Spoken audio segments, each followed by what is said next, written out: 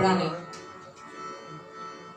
પ્રેમથી પોતાના હૃદયને કાઢીને ગીતામાં મૂક્યું છે, એને વંદન કરીએ, કોટી કોટી નમન કરીએ કે પ્રભુએ આપણાને ગીતા, શ્રીમદ ભાગવત ગીતા આપી છે. અને ગીતા એટલે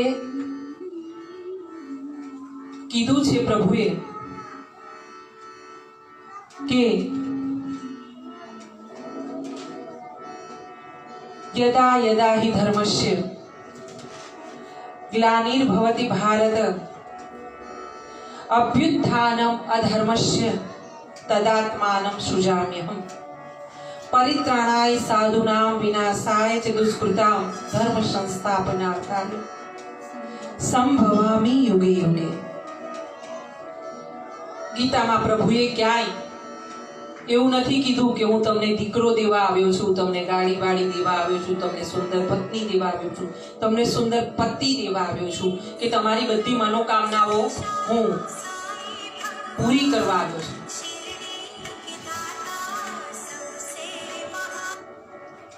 એટલે હંમેશા પ્રભુને જો તમારે પામવા હોય તો પહેલી તો એમની વાતને સમજવી. કારણ કે આપણા સમાજમાં, આપણા પરિવારમાં, આપણા સગા સ્નેહી જે પણ પ્રેમીજનો હોય છે ને, તેમાં પણ એક જ વાત હોય છે કે તેને સમજીએ. હા,